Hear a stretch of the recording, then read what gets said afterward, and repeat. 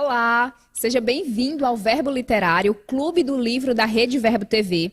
Hoje nós estamos com muitas expectativas, né? Já vi aqui no chat Dani, Marislaine, Vanessa. Nós estamos com muita expectativa para compartilhar com você, né? E compartilhar entre a gente uma das histórias, né, particularmente mais me marcou, né, a história de Kathryn Kuhlman. E você é o nosso convidado nessa tarde. Já separa o seu café, ou a sua água, o seu suco. Senta em algum lugar, se você estiver no seu trabalho, coloca um fone de ouvido para você ficar concentrado, certo? Se você estiver nos assistindo pela TV, nós também estamos ao vivo no canal do YouTube, Verbo Literário, e na Rede Verbo TV. E você pode sintonizar lá e engajar com a gente no chat, tá bem? Então, quero dar as boas-vindas e uma boa tarde para a Vanessa, né? Seja bem-vinda, Vanessa, mais uma vez, né?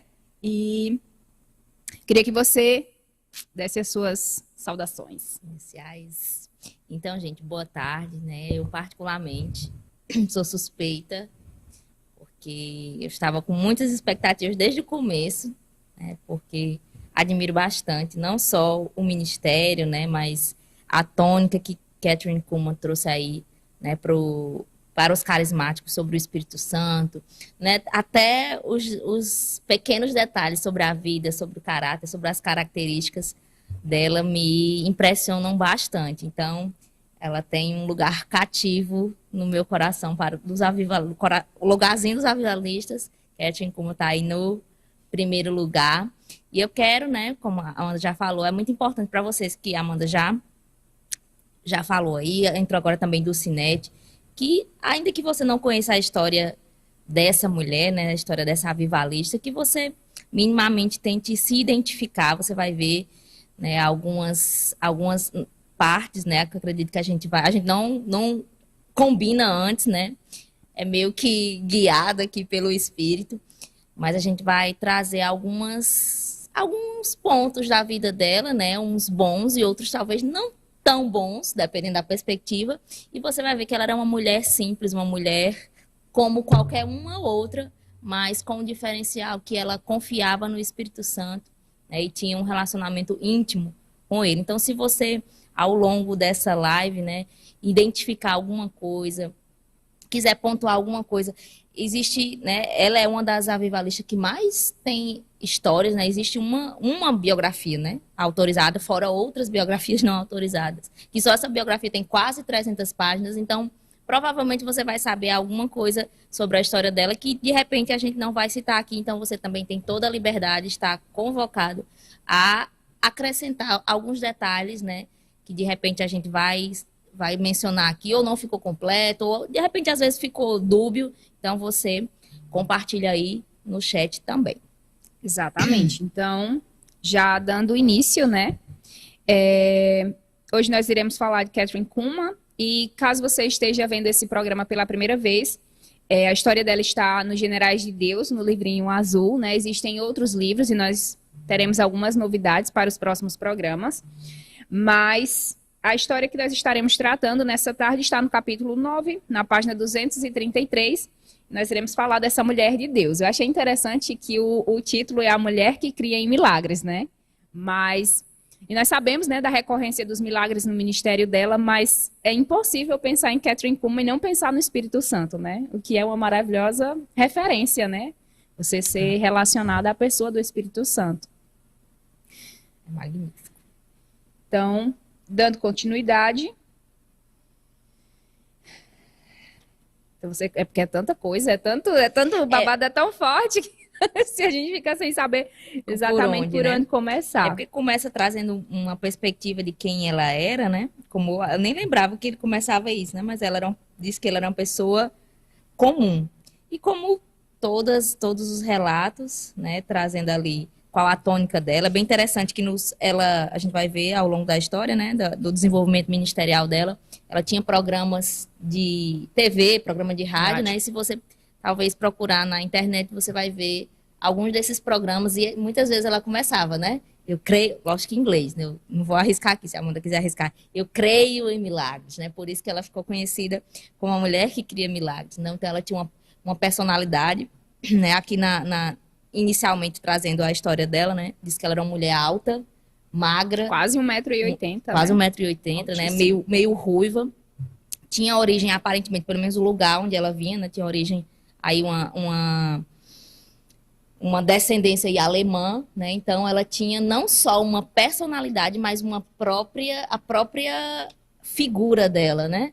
O corpo, a forma dela se locomover, se postar, sempre foi muito particular. Tudo, apesar de simples, mas tudo da vida dela sempre teve muitas coisas, né, bem particulares dela.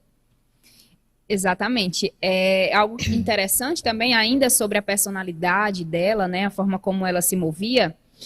Embora ela se descrevesse como uma pessoa comum, ela não era tão comum assim, né? E nós deixamos no link, acredito que o link está fixado, o primeiro comentário da transmissão no YouTube é uma ministração da Kathryn Kuhlman, que ela fala um pouco sobre o preço, né, para viver uma vida em comunhão com o Espírito Santo. Nós sabemos que através de Jesus, todo o preço, né, toda a dívida que nós tínhamos foi paga em Cristo, mas há um certo esforço, né, para perseverar na graça, no Evangelho, né? Há um certo esforço para se manter íntegro e enquanto assim um veículo mesmo pelo qual Deus pode usar, fluir, né?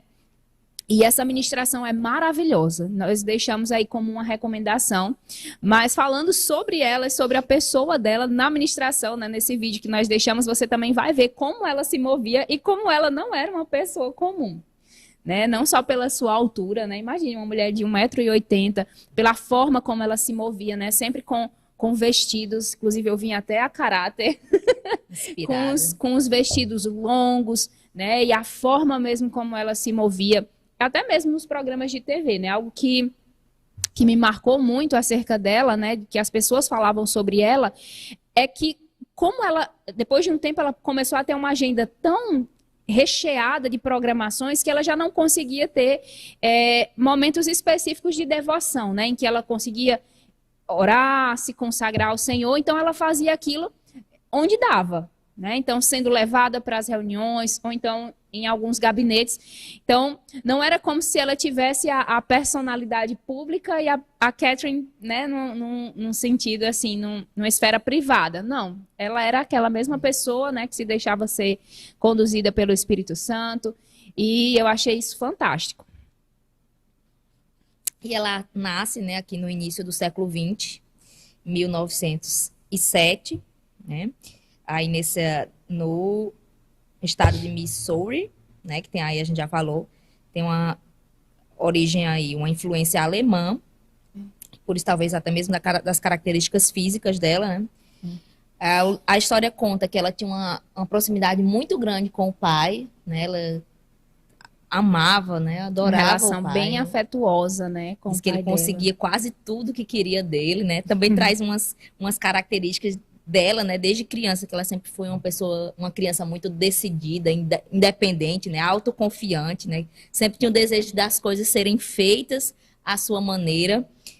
E, paralelamente, né, a essa perspectiva, né, de uma criança muito bem resolvida, né? De um relacionamento muito bom com o pai dela, aparentemente ela não, na infância, né, não teve um relacionamento tão bom com a mãe, né? O quanto se espera. Conta, acho que não sei se é já aqui no início. É na página 235. Sobre. Que fala do primeiro. Na sequência, né? Que a mãe dela, um dos episódios, para ilustrar a personalidade da mãe dela, né? Diz que a mãe dela era uma mulher dura, né? Um pouco rígida. E ela ali no seu estado, né, como uma criança, era o aniversário da mãe dela e ela convidou alguns vizinhos, né? Para comemorar o aniversário da mãe. Que naquele ano era numa segunda-feira, onde era um dia marcado ali na dinâmica familiar da senhora Kuhlman, né? Emma Kuhlman, de fazer como a gente chama aqui, né? A faxina, o dia da faxina, o dia de fazer a geral.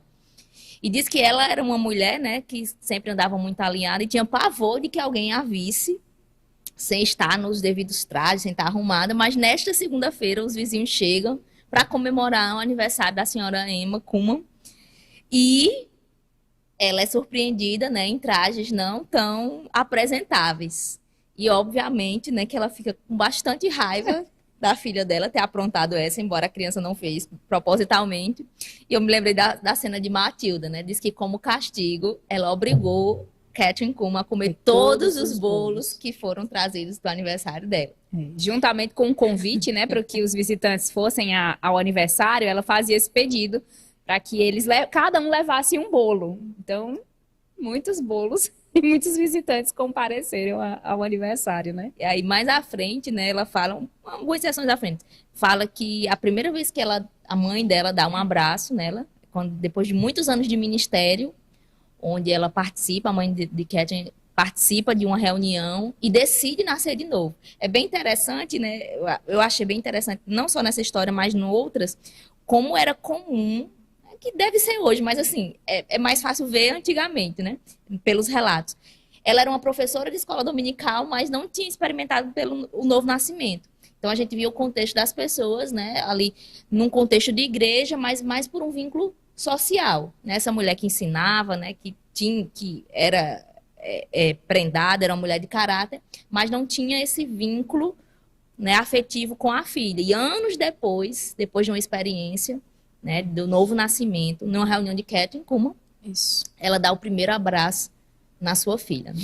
Exatamente. E indo agora, né, para o primeiro episódio que eu posso dizer assim que marcou, né, a vida e talvez já o ministério de Catherine, foi o novo nascimento dela, né? Foi o nascer de novo em Deus dela.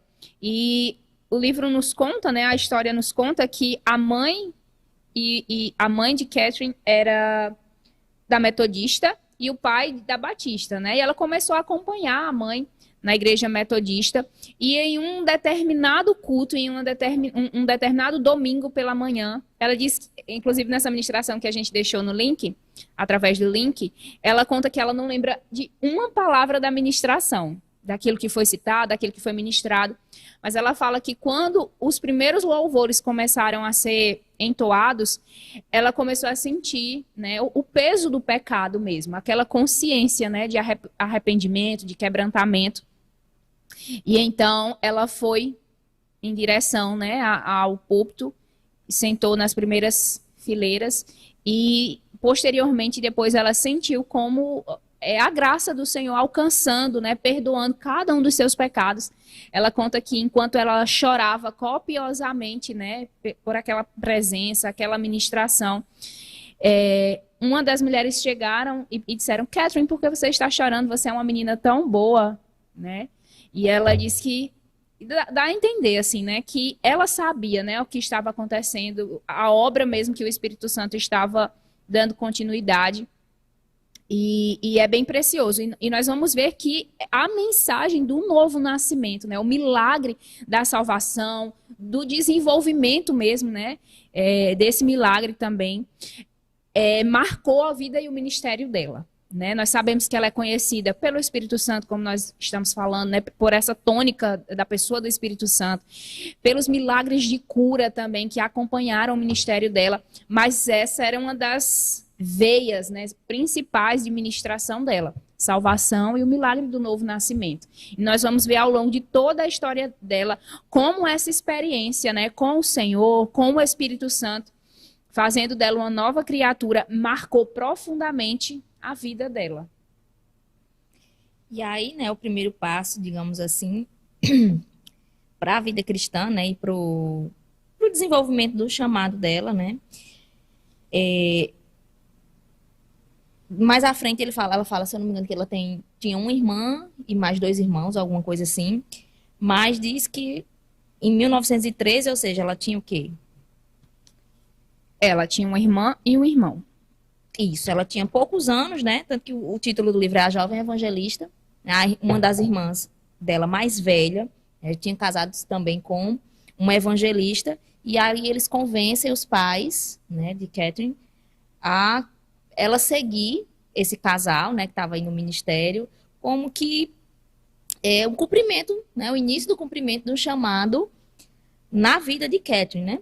E eu acho bem interessante que fala que esse tempo que ela teve com acho que é Parrott, não vou me arriscar, se a Amanda quiser se arriscar a falar, que era o sobrenome do esposo da irmã dela, né, do cunhado. Ela seguiu esse casal, né, eles eram evangelistas, eles ministravam e tal, mas a história conta que ela começou ali, né, como uma jovem evangelista, não pregando em púlpitos, mas servindo essa família.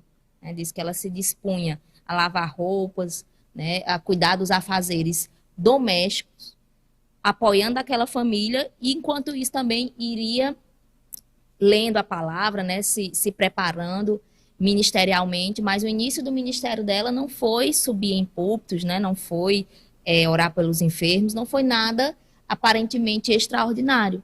Foi cuidar da família, de pessoas que estavam, né, desenvolvendo, estavam passos à frente no ministério. E fala, né, também, achei bem interessante, que fala sobre a postura dela, né, de não ter pena. Porque você imagina, a pessoa sai como jovem, o quadro geral, sai como jovem, vou agora desenvolver o meu chamado ministerial. Mas eu estou desenvolvendo meu chamado ministerial, lavando roupa e cuidando da casa daqueles que estão pregando. Então, fala sobre uma perspectiva que eu achei muito interessante. Por isso, uma das coisas também que eu gosto bastante dela, que diz que ela não gostava de entregar-se, né, à autocomiseração. Ela não gostava, ela tinha aversão a esse espírito, né, de autocomiseração e de egoísmo. E nesse livro, traz alguns relatos da própria fala dela. Eu queria ler rapidamente. Ela diz: tenha cuidado com a pessoa que não sabe dizer, eu sinto muito.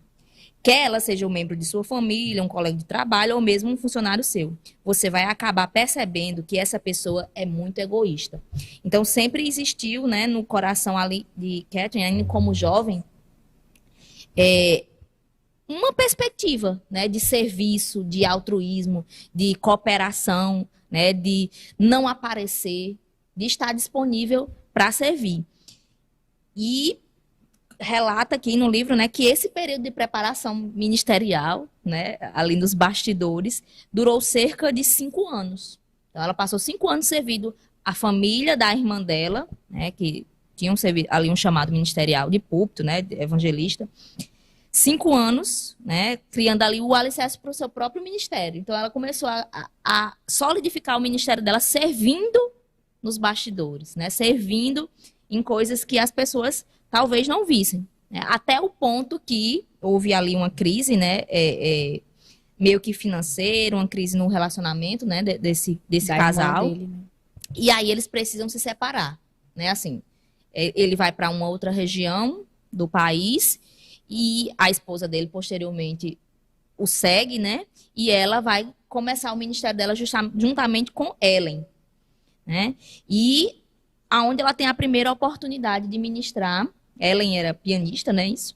E elas têm a primeira oportunidade, um pastor, né, oferece a oportunidade de pregar em um salão de jogos. Era bem comum aqui nesse tempo, né, eles pregarem em salões, em teatros. Então, a primeira oportunidade aí que deu início ao ministério de púlpito, né, porque o ministério dela já começou 5 anos antes, servindo a sua família, né?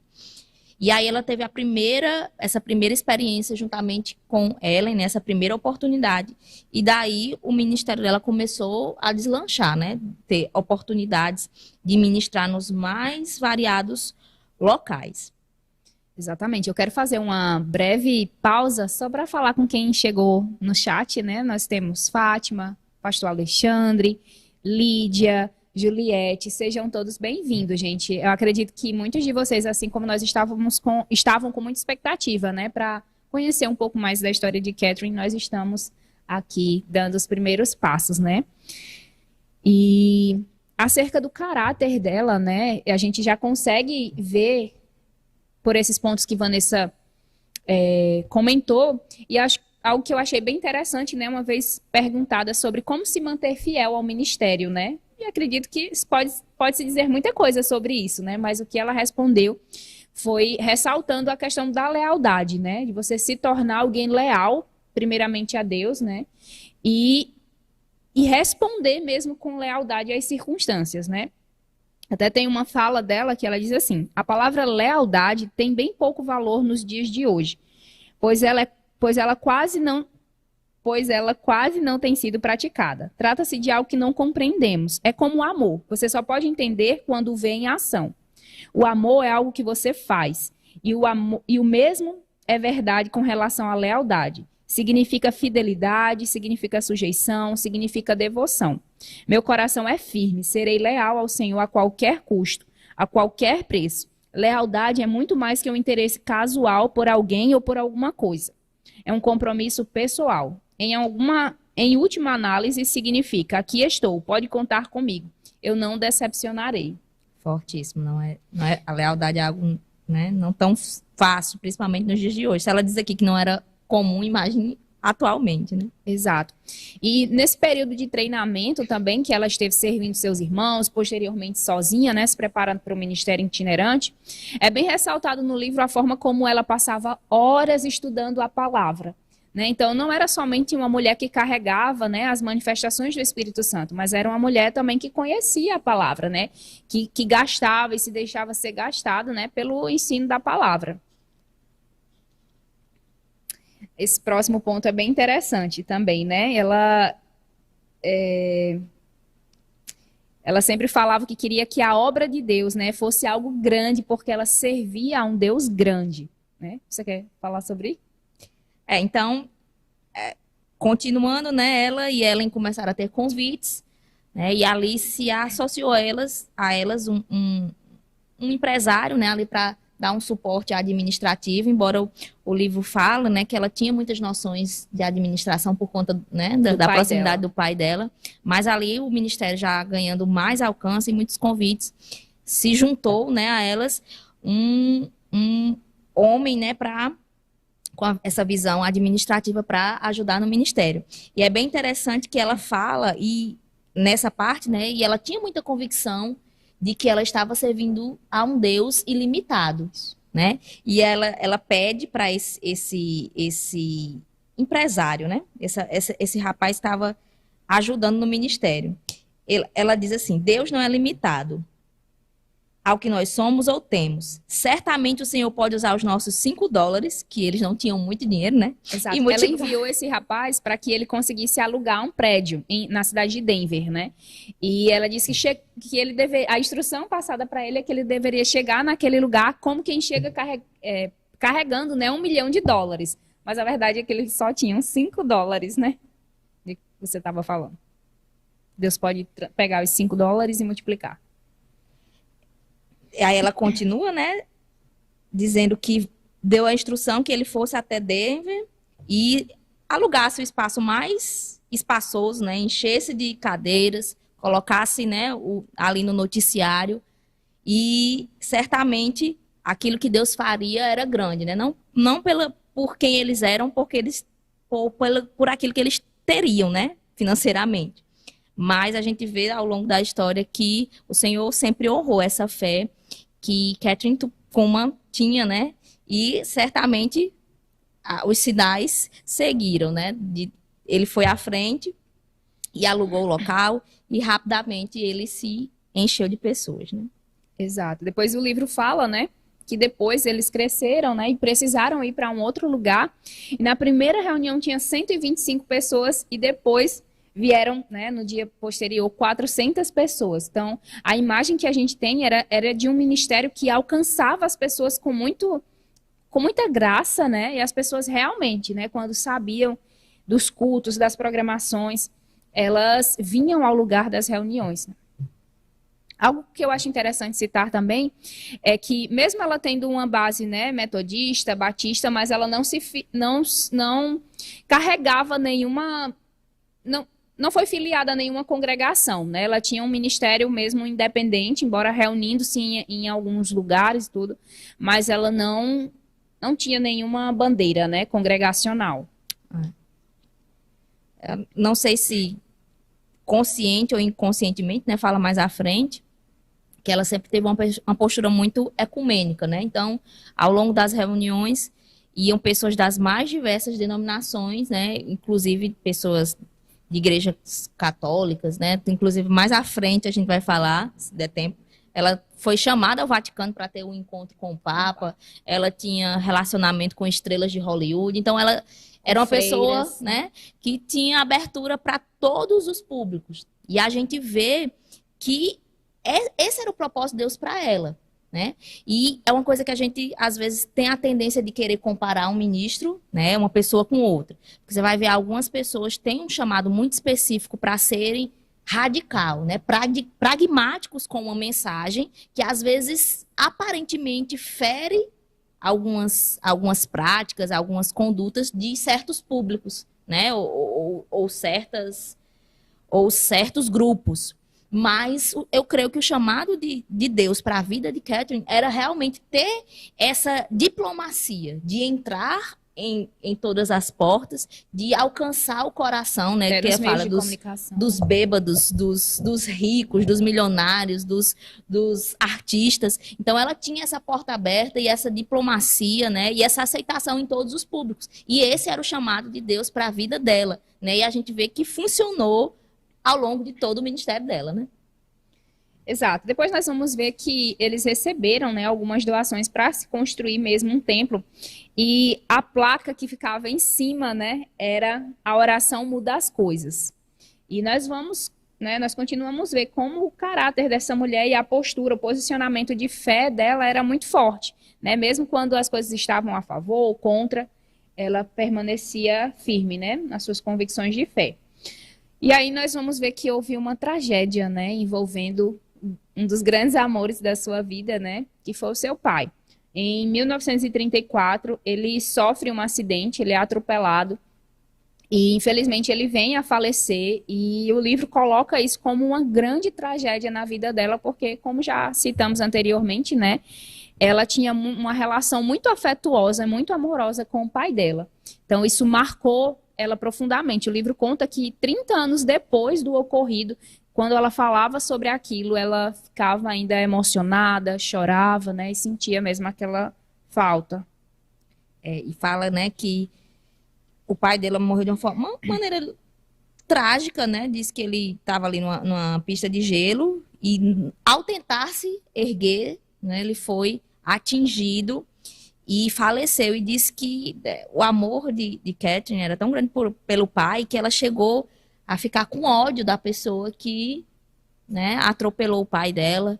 Ela ficou tomada de muitos sentimentos, né, de muitas sensações negativas, e diz que ela teve ali uma experiência com Jesus no funeral do pai dela, né, enquanto ela foi chamada para se despedir do pai, né.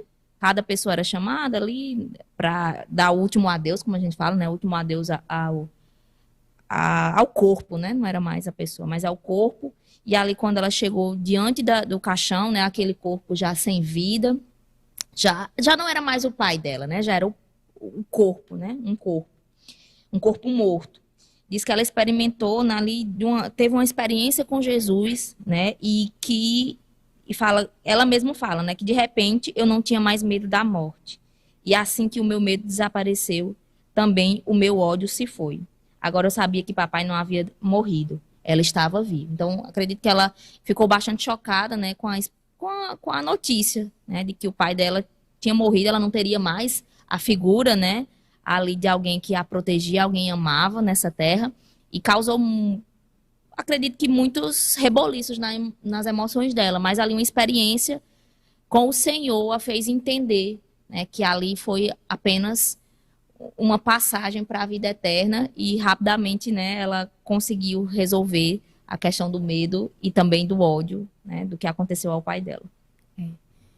Eu gostei de um elogio aqui que a gente recebeu no chat, viu? Eita. Ótima tarde, lindinhas de Jesus. Oh. Boa tarde, Nádia. Nós recebemos a sua presença na figura do seu esposo antes de começarmos o programa, né? A Adriana colocou assim também. Ela frequentemente falava sobre o poder do Espírito Santo para mudar vidas e a importância de ter um relacionamento pessoal com Jesus. Muito bom. Até eu estava lembrando, né, acerca dessa questão congregacional, né? Ainda que o ministério dela não fosse vinculado a alguma congregação, depois de um tempo, eu acredito assim, né, de maturidade ministerial mesmo, ela sempre conduzia as pessoas ao entendimento de que elas poderiam participar das reuniões, mas que elas voltassem para suas congregações e que elas fossem pontos de luz, né? Para pegar junto naquela congregação e tal. Mantivessem seu relacionamento pessoal com Jesus, mas que congregassem em algum lugar. Nós sabemos que isso é bíblico, né? E eu achei essa postura dela bem interessante. Nós falamos sobre um dos vales da vida dela, e aí vem um vale, né? Não sei se mais profundo, porque é uma circunstância diferente, mas em 1935 ela conhece um homem, né? O Wal Tripp. Ele era um evangelista, eles se conheceram no Texas, ele estaria ministrando, ela também estava no mesmo evento. E o livro conta que rapidamente os dois começaram a se sentir atraídos um pelo outro. Agora, a questão é que o Wal Tripp, ele tinha uma família, né? Ele era casado com uma mulher chamada Jess, ele tinha 2 filhos, e né, o livro conta que eles ficaram atraídos um pelo outro, e ele deixou a família dele, né? Quis promover um divórcio, e a esposa dele não aceitou, mas ele deixou a família da família dele para começar um relacionamento com Catherine, né? E aí, o autor desse livro, principalmente porque ele é bastante zeloso, né, da imagem das pessoas, né, nunca tem o objetivo de trazer uma conotação negativa, mas trazer a realidade dos fatos, né? Ele comenta que não se sabe bem, né, alguns detalhes, assim, não se tem precisão do que, assim, a Catherine sabia que ele era casado, mas ele trouxe, né, no momento que ele já estava, né, separada, ela estava numa outra cidade, ele trouxe, né, aparentemente, uma mentira, né, que depois se descobriu, de que ele era casado, mas que ele foi abandonado pela esposa. Então, são alguns detalhes que não se sabe ao certo, né, qual era o entendimento de Catherine sobre essa situação, mas sabe-se que ele, né, criou uma situação onde ele alegou que a esposa o havia abandonado, né? E tem até na outra biografia comenta um pouco que ela estava com ele, porque ele era evangelista, e precisou retornar para a cidade dele, e que ele havia mandado uma carta para ela, ela não teria voltado por conta das crianças que tinham uma vida, né? Tinha escola, né? Não acompanhava a vida das crianças, não acompanhava a itinerância. E nesse meio termo, ele alegou que a esposa dele, havia abandonado, né? Mas o contexto disso tudo, né, é que ele teve um divórcio respaldado por um abandono familiar. E fala também, né, que o contexto das pessoas, né, que agora, nesse ponto que a gente já estava com uma envergadura ministerial maior, né, as pessoas já haviam, e tinha uma igreja ali, local, que haviam como que uma pastora, né, existia um rebanho ali sobre a responsabilidade dela, e que as pessoas meio que já observavam a conduta de Wal Tripp, né, já percebiam que ele era alguém que não tinha um caráter muito ajustado. Eu acho que é nesse livro aqui que fala que as pessoas percebiam que é como se houvesse um interesse na figura de Catherine, né? Por ela ser alguém carismático. Os acessos, né? Exatamente. Tudo aquilo que ela poderia promover ministerialmente para ele. Só que, aparentemente, Catherine ficou, né? Pelos próprios relatos dela, dá para entender que ela foi muito apaixonada por esse homem. O tempo todo sempre fala, né, a gente vai ver mais algumas coisas que aconteceram em relação a esse relacionamento dela, que ela teve com o Wal Tripp posteriormente, mas sempre dá a entender que ela esteve muito encantada, né, por ele, e aparentemente ele não teve esse encantamento, mas quem estava de fora sempre tentou alertá-la, né, as amigas, né, as próprias pessoas da congregação tentou alertá-la da conduta do Wal Tripp, além da situação de ele vir de uma condição, né, que ele estava casado. No momento ali ele estava casado, posteriormente ele foi divorciado, mas ele era um homem casado. Exato. Isso foi bem polêmico para a época, né? E eu acredito que esse medo, né, de se envolver em outras polêmicas em relação a isso, levou, né, levaram ambos a casarem em secreto. E o livro conta que na noite em que o casamento deles foi oficializado, né, as amigas dela não quiseram ser testemunhas do casamento. A própria mãe também demonstrou que não concordava com aquela união.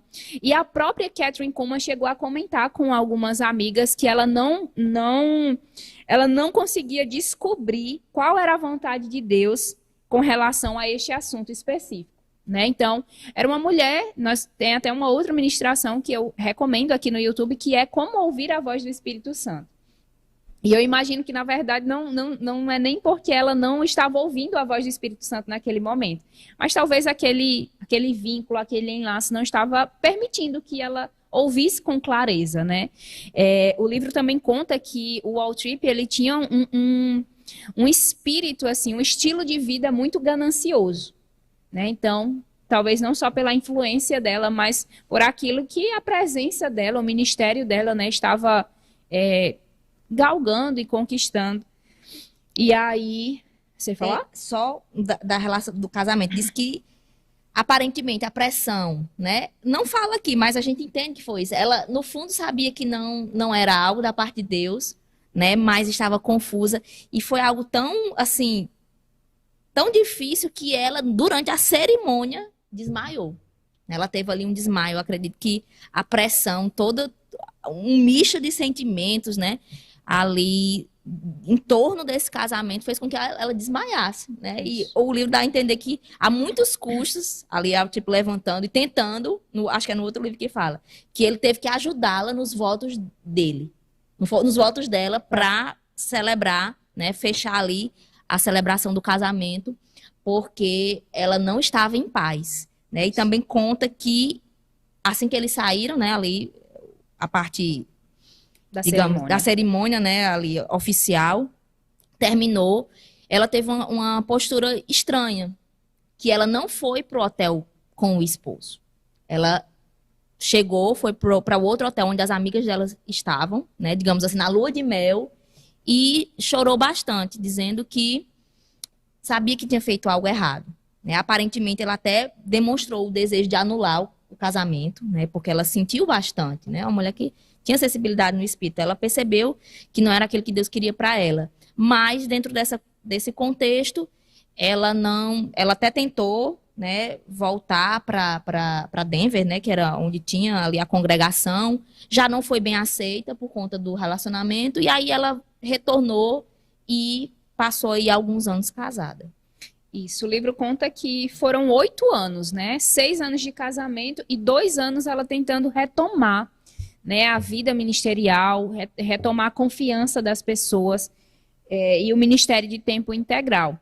E aí eu senti, assim, né, particularmente um peso, né? Esse peso, assim, de que realmente foi um escândalo, foi uma polêmica, né, tudo isso. O autor, ele deixa muito claro que até as pessoas que contaram a história dela, né, os amigos, os familiares, eles tinham muito cuidado para não difamar o ministério dela. O que me dá a entender que talvez ela tenha sido vítima, né, assim, nesse relacionamento. Nós não sabemos e também não podemos afirmar até que ponto ela sabia, né, da circunstância do Waltrip, né? Pode ser que ele tenha contado uma versão que não seja tão coerente ou omitido alguns fatos, mas o fato é que até então ele era um homem casado, e sim, depois ele se divorciou, né? E isso tudo foi uma polêmica e trouxe muito dano, né, para o ministério dela e para a vida dela.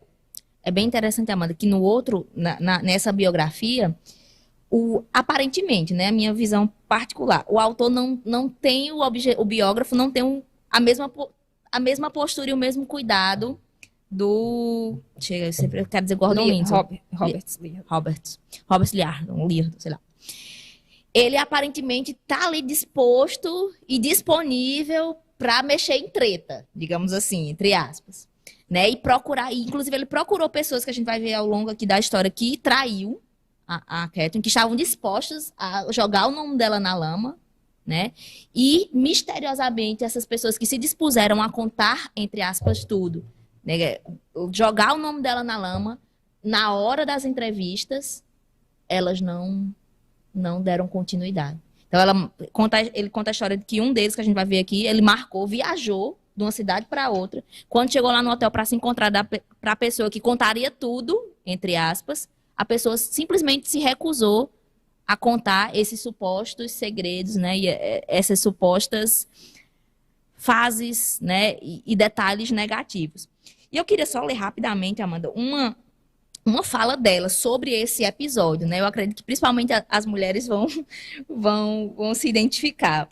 Ela diz o seguinte: uma pessoa perguntou, né, a respeito de uma situação de morte, né, mas não morte física, né, a morte de algo dentro.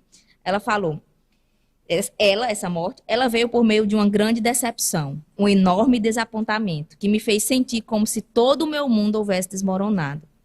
Não é o que nos acontece que importa, mas o que fazemos depois, com aquilo que nos aconteceu. E aqui a gente chega outra vez na questão da vontade de Deus para nós. Naquela época eu achava que o que havia acontecido comigo era a maior tragédia da minha vida. Acreditava sinceramente que nunca mais seria capaz de me levantar. Nunca. Então, bem forte. Você vê que mexeu bastante, não só por conta do ministério, né? Depois ela eu não lembro se é aqui que fala, ela diz que não sabe, só Jesus sabe o que ela precisou renunciar por amor ao ministério. Né? Porque ela teve, um dos motivos que ela teve que deixar o seu esposo é porque ela sentia, da parte de Deus, né, que não daria para continuar servindo ao esposo e a Deus. Né? Ela tinha uma devoção, um amor, uma paixão tão grande por esse homem, né? E ela teve que abdicar. Então, isso doeu nela. Então, foi uma situação muito difícil, além da rejeição, né, do chamado... Conta, né, brevemente, aqui também que a gente passou bem rápido, que quando ela casou com o Altrip, ela não tinha mais muita atividade ministerial. Ele sempre ministrava e ela ficava atrás. E muitas vezes chorando. Então, ela ela teve que parar o ministério dela, algo que ela sabia que foi chamado por Deus. Então, todas essas coisas, né, deixaram ela numa situação muito difícil. E por isso que ela falou aqui, que ela achou que nunca iria se reerguer, porque ela deixou o ministério por causa do amor, né, ao marido dela, e depois ela teve que deixar o amor do marido dela por causa do ministério. Agora é um ministério que a gente vai ver, no início que ela tentou retomar, muitas vezes as reuniões foram canceladas, pastores chamaram ela, e as reuniões foram canceladas quando descobriram que ela era uma mulher divorciada, ou quando ela descobriu que ela era uma mulher divorciada de um homem que já era divorciado. Então, esse início dela, essa retomada foi muito difícil, né? Demorou aí uns 2 anos até que o ministério dela conseguisse engajar, até onde ela conseguisse encontrar um canto onde ela fosse aceita, né? Ela sofreu muita rejeição, muitos cancelamentos, né? Não como hoje, que não existia mídia, mas ela sofreu bastante até que conseguisse retomar o ministério dela por conta desse erro, né, do passado. E a gente vai ver a grandeza, né, dessa mulher nessa tentativa mesmo de retornar. Bem interessante, porque algumas das frases que me marcam muito da Catherine Kuhlman, né, e uma delas está na ministração que a gente deixou sugerida, é o nome da ministração, né, o preço é tudo. Né, e uma outra frase que ela sempre falava é que ela morria 1000 vezes antes de ir ministrar, né? Então, essa consciência mesmo acredito que a mesma consciência de João Batista, né? Convém que ele cresça e que eu diminua, né? Convém que a gente desapareça para que o Espírito Santo possa ter essa evidência, né? E um fato que a gente vai comprovar pelo testemunho de muitos homens e mulheres de Deus que foram impactados pela vida dela, né? Eu lembro aquele livro Bom Dia Espírito Santo, me fugiu o nome dele agora. Do Benny Hinn, né? Que é um homem também da nossa atualidade, né? Conhecido pelo mover do Espírito Santo na vida dele. E ele disse que a primeira vez que ele teve contato, né? Assim, com a presença do Espírito Santo, ele era um hindu, né? E o primeiro momento foi em uma das reuniões da Catherine Kuhlman. E é bem interessante que nesse livro, logo no comecinho, ele fala, né, como eram essas reuniões. As pessoas chegavam muito cedo para poder pegar as primeiras cadeiras e, na verdade, para poder se sentar, porque muitas delas ficavam em pé, né? E ele conta, né, que era a atmosfera do Espírito Santo, né? Não necessariamente não era nem ela ministrando, mas era a presença que ela carregava, né, que enchia toda a atmosfera das reuniões e sem ela precisar impor as mãos em ninguém, e até muitas vezes sem ministrar uma palavra, as pessoas já eram curadas, né, já eram ministradas, elas nasciam de novo, experimentavam o milagre do novo nascimento. Então, essa era a atmosfera, né, a marca, assim, de Kathryn Kuhlman, né? E alguns outros generais de Deus que nós já trouxemos aqui, eles têm o mesmo relato, tanto das reuniões, como do mover do Espírito Santo na vida dela, sobre o caráter dela também. Então, uma mulher poderosa em Deus, né? E quando ela começa essa retomada, nesse período de 2 anos, o autor coloca que ela teve que ultrapassar, né, muitas barreiras, né, e alguns olhares tortos sobre ela e tudo, mas que isso não foi impedimento, isso não paralisou ela, graças a Deus. Graças a Deus. E aí, né, o autor fala que ela finalmente encontrou, né, saindo do deserto, dessa situação difícil, ela encontrou a Terra Prometida, né? Que foi ali o lugar onde ela foi, acho que foi Franklin, né? Pensilvânia. Na Pensilvânia. Franklin, Pensilvânia, né?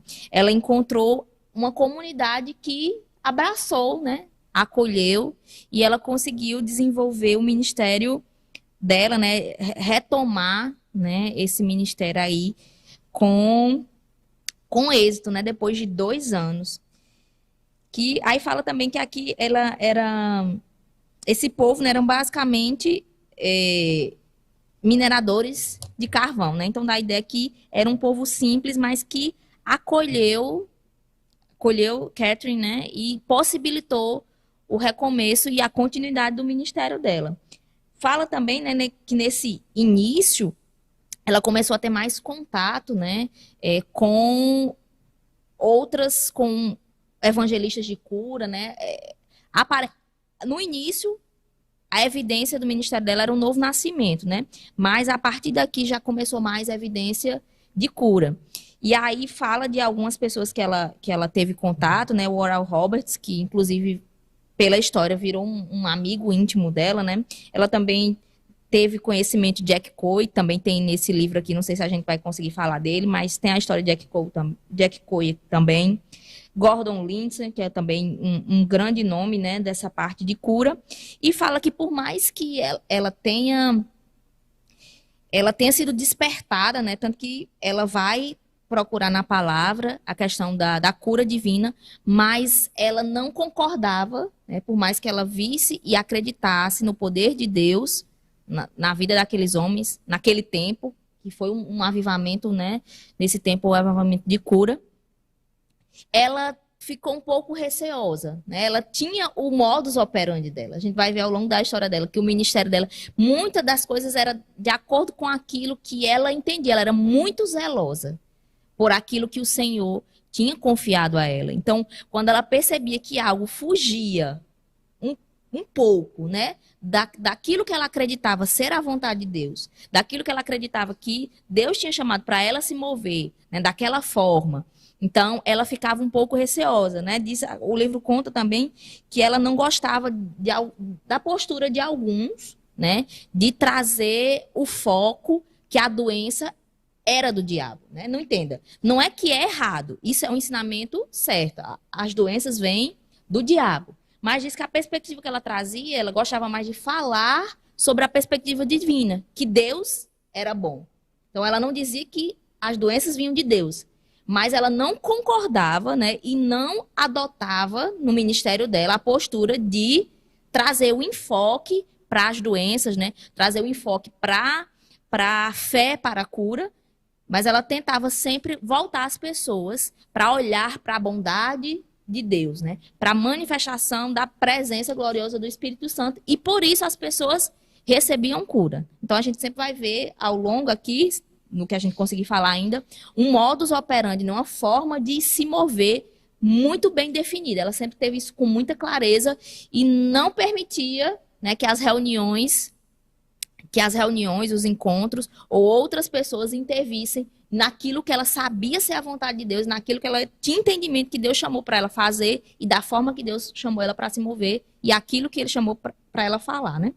Exato. Então, existem muitos testemunhos de cura, né, relacionados ao ministério da Kathryn Kuhlman, mas alguns estão citados em um tópico específico do livro, né, e uma vez questionada, né, na concepção dela, o maior milagre que ela via era o milagre do novo nascimento, né, mas existem alguns testemunhos, né, ela conta de um garoto de 5 anos, que ele era aleijado desde o nascimento, e que ele, em uma das reuniões, ele veio andando, né, pelo corredor até encontrar com ela. Tem uma outra mulher também, que foi curada. Ela saiu da cadeira de roda e também foi até o púlpito. Tem um outro testemunho, né, de um homem que tinha colocado um marca-passo há 8 meses anteriormente, né, e quando ela orou por ele, impôs as mãos sobre ele, ele sentiu uma forte dor no peito. E depois, voltando para o médico disse que o aparelho, né, aquele marca-passo, tinha desaparecido e que ele tinha sido curado, né, o coração dele havia sido curado. E o livro também conta que era bem comum que nos cultos os tumores, cânceres, né, desaparecessem, os cegos vissem, os surdos escutassem. Então, nós temos aqui um vislumbre de reuniões poderosas mesmo, de manifestações do Espírito Santo, né?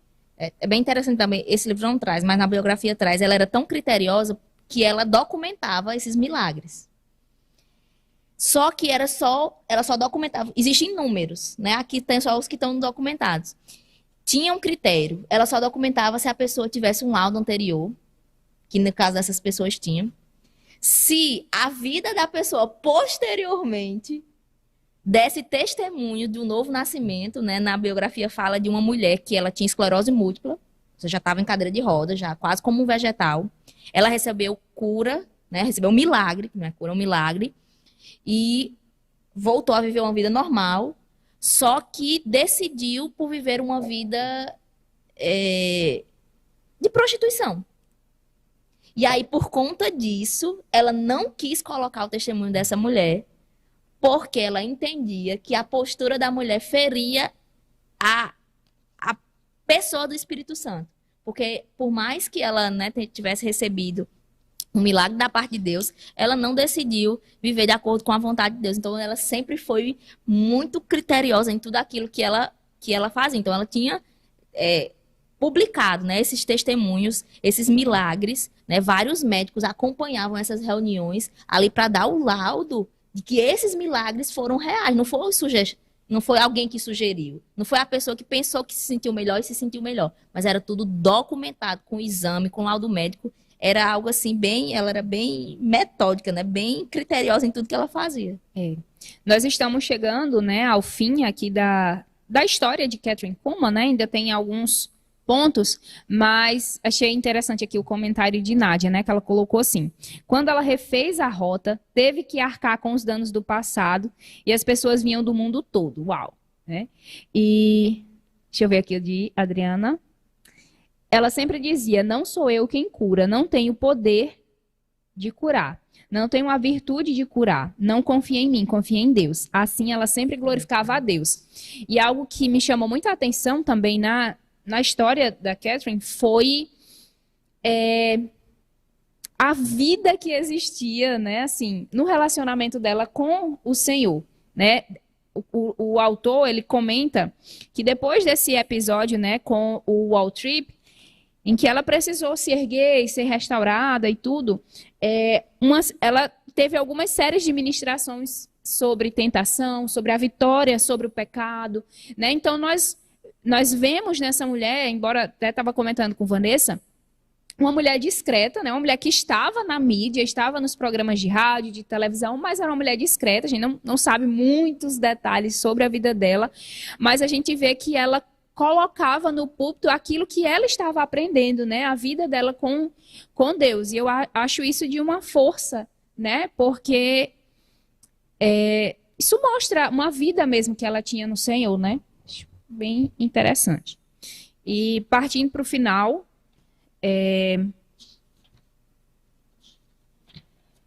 Passando aqui. Vanessa citou, né, o convite que ela recebeu do Papa para estar em um tempo com ele, né? Essa pessoa é ecumênica mesmo, né? Ela encontrava com os famosos de Hollywood, né? Com freiras, com pessoas de outras religiões, e era querida por todos, né? O livro, ele coloca que a América se colocava para ouvir ela, né? Que estar com ela, ouvir ela ministrando, ouvir ela falando sobre o Espírito Santo, é como quando você recebe um vizinho em casa e está tomando um cafezinho e comenta. E os programas, né? Os programas em que ela aparecia, ela sentia liberdade de chorar, de rir, né? Então, uma pessoa muito carismática mesmo, né? Eu achei isso bem interessante. Não sei se não apareceu aí, Amanda, mas a Nádia fez um comentário anterior, que às vezes, não sei do seu, mas o meu some também. Ela diz assim: seu ministério foi comprometido quando ela escolheu a Trip. Escolhas mudam o propósito de Deus em nossas vidas.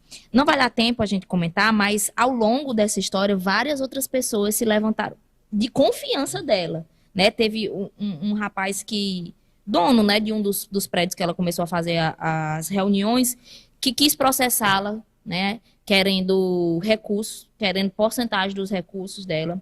Fala também de duas pessoas da equipe dela, duas pessoas de confiança que se levantaram contra ela, pedindo dinheiro. Fala também que já mais para o final da vida dela, ela precisava de uma equipe ministerial, né, uma administração muito grande, porque ela tinha reuniões por todo o país, não só por todo o país, mas fazia conferências. Fala também que ela fez conferências internacionais em Israel, Jerusalém. Então, ela precisava de uma equipe para gerenciar tudo isso. Aí fala que também ao longo, né, já no final, perto do final da vida dela, ela já cansada, já meio que diminuiu as barreiras, né, dos critérios das pessoas que estavam perto dela. E mais uma vez ela sofreu decepção. Então, a gente vê que foi uma mulher que teve, né, algumas decepções, teve algumas dificuldades, né? E seria, assim, eu diria, esse é um dos pontos baixos, não falando contra, né? Mas assim, porque a gente fala tão, né? Pelo menos eu falo muito empolgada e não é querendo endeusar, né? Por isso que a gente também fala dos entre aspas, dos pontos baixos. E a gente vê que na vida de Kathryn Kuhlman, né, as associações foi um ponto fraco na vida dela, né? No casamento, associações ministeriais. Obviamente que ela teve pessoas boas, né? A gente viu Oral Roberts, um homem de Deus. Outros casais aqui que a gente vê, que relata o livro, que foram amizades verdadeiras, duradouras, né? As próprias amigas lá do início do ministério dela. Mas algumas pessoas ela deixou se aproximar, né? E deixou ter um vínculo de relacionamento que trouxeram danos. Pessoas que traíram, né? Pessoas que comprometeram, ainda que pontualmente, né? Porque ela se reergueu, graças a Deus, depois dessa questão do casamento. Mas foi um sofrimento. A gente vê pelos relatos dela que foi um vale muito baixo. Que a gente costuma falar os altos e baixos, né? Dos avivalistas. Mas, para mim, quando eu leio essa parte do divórcio, do casamento, do relacionamento com o Austin, eu vejo um vale muito baixo. Eu imagino que ela tenha sofrido bastante. Então, foi uma área um pouco frágil da vida de Kathryn Kuhlman. Foi discernir, né, as associações. Né? A gente fala que, por mais que fosse evidente, no final da vida dela, ela estava tão cansada que ela simplesmente não deu ouvido às pessoas que falavam sobre essas pessoas que ela queria integrar na equipe ministerial dela. E ela simplesmente deixou essas pessoas entrarem e houve danos.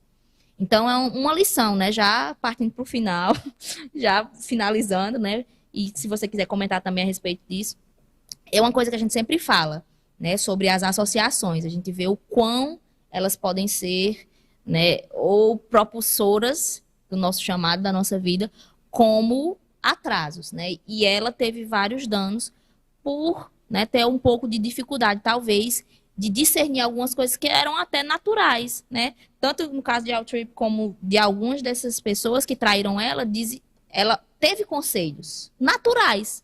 Ela não precisou de uma coisa extraordinária. Pessoas disseram, olha, resumidamente, essa pessoa não é de confiança, não confie.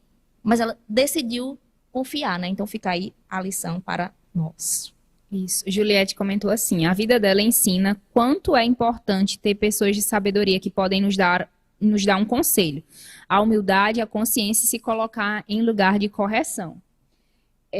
já chegando, né, ao fim da vida dela, a Catherine, ela recebeu um diagnóstico de que o coração dela era um coração crescido, né?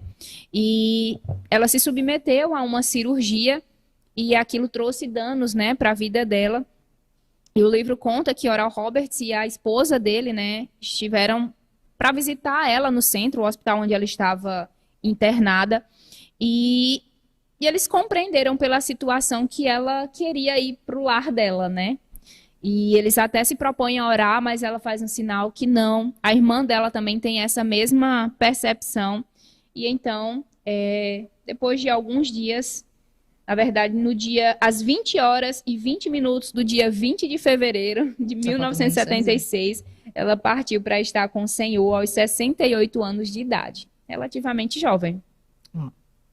Dá a entender que ela... Dá a entender não. Pelo contexto que ela já estava cansada, né? Já estava cansada, então ela viu, entre aspas, mais vantagem estar com o Senhor do que continuar. Exato. E aí, para finalizar, né, nós temos um trecho, ela comentando acerca da vida dela. Nada melhor do que ela mesma, né? O mundo me chamava de tola por ter entregado minha vida completamente a alguém a que eu jamais vira. Entretanto, sei exatamente o que vou dizer quando estiver finalmente diante dele. Quando eu olhar o maravilhoso rosto de Cristo, terei apenas uma coisa para lhes dizer. Eu tentei. Eu dei a ele o melhor de mim. Minha redenção terá sido completada quando eu estiver de pé diante daquele que tornou tudo isso possível. A Adriana comentou aqui, Berg/Adriana. Cada mensagem de Kathryn Kuhlman tornou-se semente. A vida dela foi e é uma inspiração. Para todos aqueles que querem mais do mover de Deus em suas vidas. E é bem interessante que Oral Roberts, né, disse que teve uma visão, né, que Deus iria levantar vários ministérios, resumidamente, com a mesma unção, né? Com a mesma unção que estava sobre a vida de Kathryn Kuhlman, né? Deus como que pegou o Kathryn como uma semente, né? Que foi lançada e multiplicou. E hoje a gente realmente vê. Vez ou outra, a gente, fulano, né? Parece Kathryn Kuhlman. A gente vê o Benny Hinn teve uma influência muito grande. O próprio Rick Renner, né? Fala nos livros dele sobre o impacto que foi participar das reuniões de Kathryn Kuhlman, né? Exatamente. Então, chegando ao fim, né, da vida dela, algo que me marca profundamente depois da leitura, né, depois de conhecer um pouco da história dela, além desse se deixar ser restaurado, né, porque nós sabemos que muitas pessoas, elas rejeitam a restauração. Nós sabemos que a vontade de Deus é sempre restaurar, né? Quando acontece algo que pode trazer dano para a nossa vida, a vontade de Deus não é descartar as pessoas, né? Mas é restaurar as pessoas, restituir elas a posição de onde elas podem ter caído.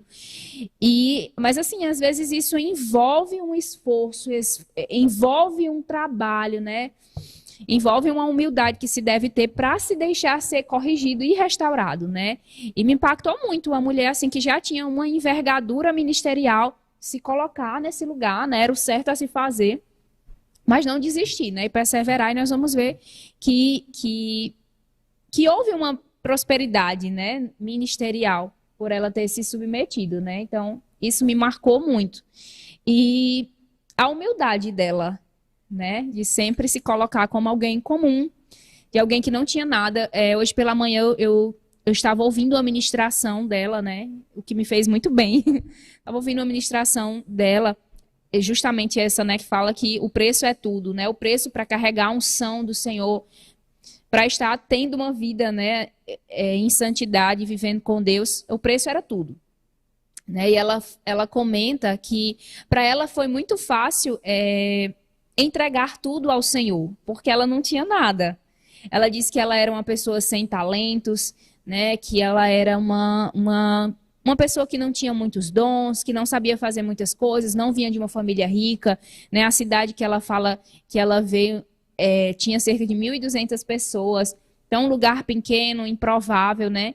E ela fala que ela entregou tudo aquilo que ela não tinha para Deus. E ela é bem ousada na ministração, ela fala assim: para alguns de vocês é muito difícil porque vocês acham que tem muitas coisas.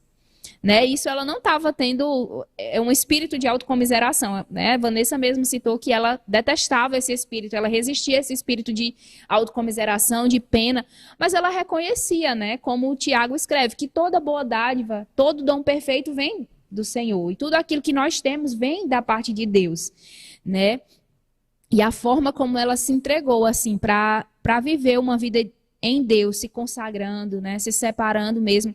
Eu acho que isso foi o que mais me marcou, assim, ao conhecer a história dela e a gente vê os efeitos, né? Os efeitos disso. A forma como ela influenciou toda uma geração e outros ministros, né? Muito impactante. Eita, Nádia, quando para de chorar. Mulher, a gente nunca, pelo menos eu nunca paro de chorar. Que linda história. É muito, é bem, pra mim, não sei se é porque foi a que eu mais estudei, né? Porque, por afinidades. Mas para mim foi uma das histórias mais marcantes, não só por conta do mover, óbvio que a gente, né, quer ver o mover, mas a história particular de entrega dela, né? Para mim o que mais me impactou mesmo assim, o que mais me ensina foi a capacidade de recomeçar.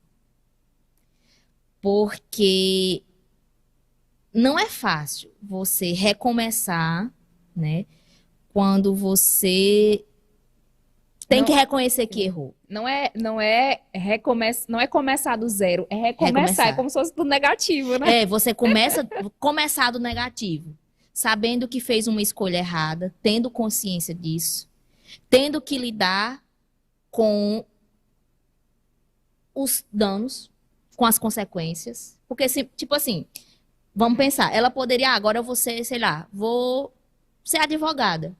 Você, professor, você ter uma vida, não mais um chamado ministerial. Vou ter uma profissão. Seria muito mais fácil. Né? O passado dela não pesaria tanto. Mas ela reconheceu que ela não poderia mudar a rota. Ela teria que voltar para a rota inicial. Então, para mim, é o mais exemplar. Né? Não enaltecendo o erro. Dizendo que foi bem. Não, mas reconhecer. Ela reconheceu que foi errado. E passar alguns anos ali fazendo a vontade de Deus, abençoando pessoas e sendo muitas vezes rejeitada, perseguida, resistida, né? Entendendo que era consequência daquilo que ela tinha escolhido. E mesmo assim perseverar. Isso não é uma coisa fácil e simples, principalmente para os dias de hoje, né? Hoje é bem comum. A pessoa não olhou feio para mim, eu já vou desistir. A pessoa falou mal de mim, eu já vou... Não, ela continuou. Ela tinha convicção, né? E começar realmente desse lugar eu não tinha pensado nessa perspectiva, né? Essa figura. Começar do negativo e perseverar até que as coisas mudassem, né? Então, essa, para mim, é a parte que mais me marca, assim... A resiliência, né? Porque, quando alguém fez alguma coisa errada com você e você se sente mal, tudo bem. Vou ter que começar com isso, mas eu fiz. Para mim, eu errei, eu pisei na bola. O Senhor me falou. Porque ela tinha, né? Ela tinha isso no coração dela. O Senhor me falou, me alertaram, mas eu decidi ir pelo caminho errado e agora eu vou ter que arcar com as consequências. Isso é um ato de coragem, né? A gente vê hoje em dia mesmo, algumas pessoas que caem, né, no ministério, não é porque a gente, cadê aquela pessoa que caiu? Não é porque não existe restauração, é porque o peso do processo da restauração é muito grande, é muito doloroso. Por isso que o Senhor o tempo todo nos fala para não cometermos alguns erros, né, porque não cair em algumas coisas, porque a restauração é difícil. Nem todo mundo tem coragem de meter as caras e aguentar o peso do processo. Então, ela suportou, né? Eu lembro que quando eu comecei a estudar sobre a história dela, algumas pessoas diziam, né, que a unção que havia sobre a vida dela nunca mais foi a mesma por causa do erro, né? Mas eu vi outros historiadores e pela própria história dela a gente vê que apesar dessa falha, a unção na vida dela foi sim maior, né? Ao longo do ministério de entrega. Então, o erro não determinou, né? O erro dificultou algumas coisas, tornou mais árduo e mais pesado, mas Deus cumpriu, né, a vontade dele através de Kétun, como eu creio que sim. esse ponto da restauração, né? É interessante porque no que diz respeito aos erros e aos pecados, Deus perdoa isso, né? A palavra fala que quando nós confessamos os nossos pecados, Ele é fiel e justo para nos perdoar e nos purificar de toda injustiça. Mas muitas vezes, né, as falhas, né, os erros, eles deixam consequências. Né? Então, a falta de confiança das pessoas, a falta de credibilidade, né? Drenando-se essa credibilidade, isso são consequências, né? E assim como, e principalmente, a pessoa tem que ser restaurada, aquela confiança também tem que ser restaurada, a credibilidade também tem que ser restaurada. E é isso, né? E leva por tempo, isso, né? leva tempo, leva esforço. E é por isso que eu acredito, né? Que ela dizia que precisava se morrer muitas vezes, né? Ir para a cruz mesmo para fazer morrer, né? Todo o ego, enfim, né? E muitas vezes isso é penoso. É melhor não errar. É melhor não precisar, né? Passar por isso. Mas assim como nós ressaltamos na vida de outros personagens, né? Que o objetivo não é levantar esses erros, mas é perceber que apesar dele, Deus se move, Deus usa as pessoas, Deus restaura as pessoas quando é necessário, quando se faz, né, é necessário, e isso é muito bonito, porque é sobre Deus, né? Nós estamos falando sobre os generais, mas na verdade nós estamos falando dos generais de Deus, né? Os homens e as mulheres que ele escolheu levantar para essa geração. E apesar de algumas dificuldades e apesar de algumas limitações, eles puderam ser usados assim como nós podemos ser usados por Deus, né? Apesar de alguns pontos, algumas melhorias, Deus pode nos usar. É sim. Ducinete, não, Nádia falou, né? Obrigado, meninas, vocês são excelentes associações. Não, essas pessoas aqui desse chat são excelentes, vocês são excelentes associações. Ducinete, história linda, é muito linda, eu sou suspeita. Dani Silva, Daniela Silva, é forte, é muito verdade, bastante forte a história dela, porque daria para passar um dia todo falando e não faltaria emoções, é muito emocionante a vida dela.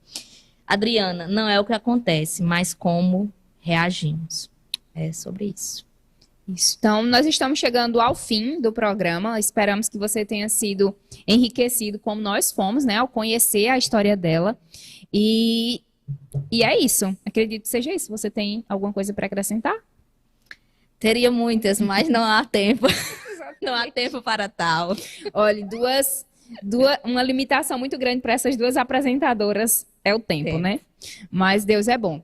Então, querido, se essa foi a primeira história que você ouviu, né, a história de Kathryn Kuhlman, nós queremos indicar para você muitas outras que já foram contadas aqui no canal, né, no Verbo Literário, na Rede Verbo TV, para você ouvir, né, mais histórias e ser inspirado também para viver, para se entregar ao Senhor, como esses homens e mulheres de Deus se entregaram, tá certo? Então, nós vamos ficando por aqui. Não deixa de nos acompanhar no Instagram, Verbo Literário também, no canal do YouTube, né? A gente já libera o próximo. Por mim, sim, você que manda. Então, na próxima sexta-feira, às 15 horas, nós estaremos compartilhando a história de Amy McPherson.